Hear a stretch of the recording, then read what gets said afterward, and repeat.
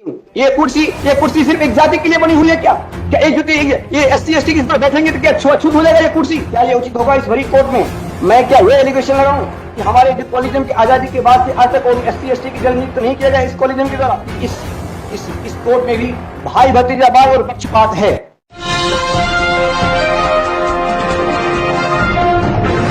साथियों नमस्कार, मैं हूं नीरज पटेल और आप देख रहे हैं नेशनल जनमत। ये कुर्सी एक जाति के लिए बनी है क्या? आपकी इस कोर्ट में भयानक भाई भतीजावाद है और ये सब कुछ जबलपुर हाई कोर्ट के अंदर भरी अदालत में धरती के दो स्वयंभू मिलॉर्ड्स के सामने कहने वाले साहसी अधिवक्ता हैं उदय कुमार साहू।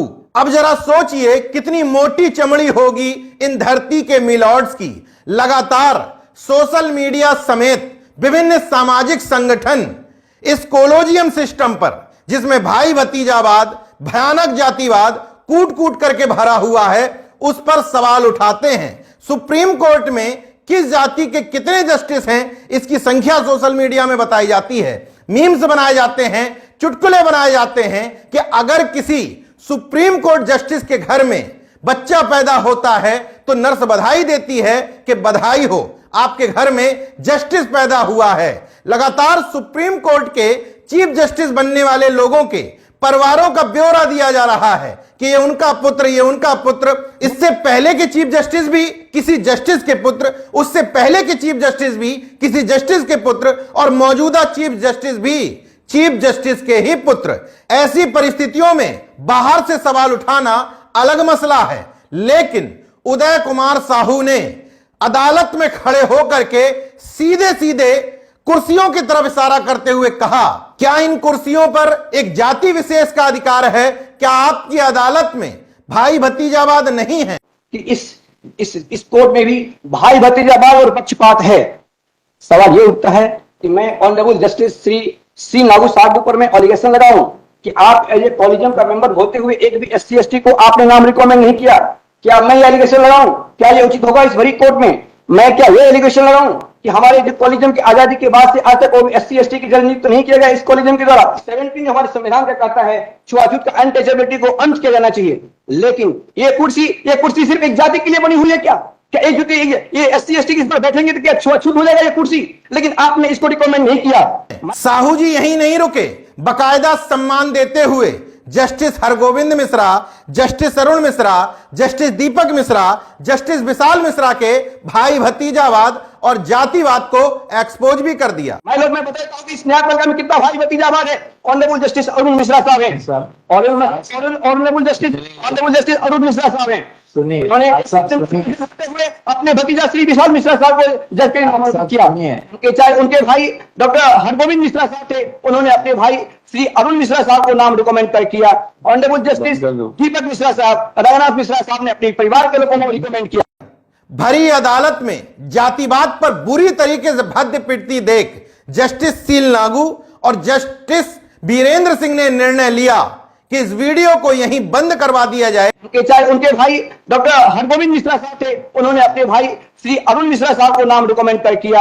ऑनरेबल जस्टिस दीपक मिश्रा साहब, रघुनाथ मिश्रा साहब ने अपने परिवार के लोगों को रिकमेंड किया।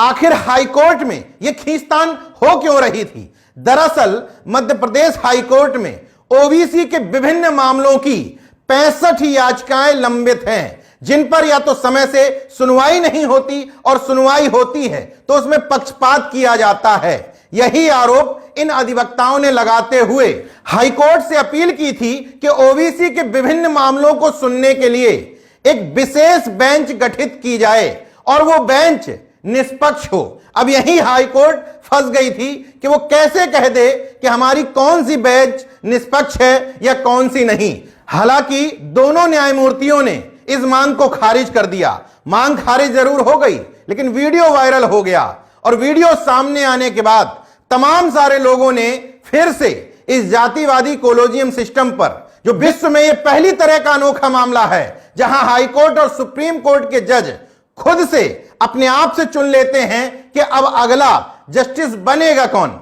ना कोई परीक्षा देनी है, ना कोई इंटरव्यू देना है, सीधे सीधे जस्टिसों का एक पैनल बनता है, वो तय कर लेते हैं कि अब किसका बेटा, किसकी बेटी, किसका भतीजा, किसका रिश्तेदार जस्टिस बनेगा। हाईकोर्ट में इस तरह की याचिका पहली बार नहीं गई है। ओबीसी महासभा भी इससे पहले लगातार इस तरह के मामलों को हाईकोर्ट में उठाती रही है, लेकिन उनकी सुनने वाला कौन है? इस बार इस याचिका को डालने वाले शख्स का नाम है लोकेंद्र गुर्जर, जो ओबीसी एससी एसटी एकता मंच से जुड़े हुए हैं, और उनकी तरफ से अधिवक्ता खड़े हुए उदय कुमार साहू, और ओबीसी मामलों को लेकर के हाईकोर्ट में पैरवी करने के लिए दो विशेष अधिवक्ता नियुक्त किए गए हैं, रामेश्वर सिंह ठाकुर और विनायक प्रसाद शाह।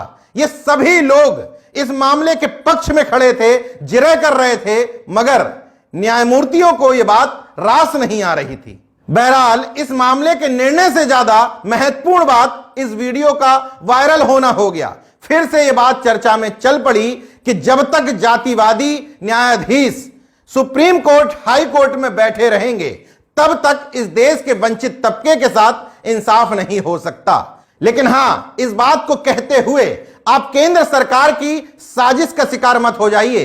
केंद्र सरकार जो सिस्टम बनाने के लिए कह रही है, वो सुप्रीम कोर्ट के न्यायमूर्तियों का दखलंदाजी कम करने के लिए जरूर कह रही है, लेकिन केंद्र के गुलाम जस्टिस तैयार करना चाहती है। इसलिए ना आपको कोलोजियम सिस्टम से सहमत होना है और ना ही केंद्र की इस गलत मानसिकता से।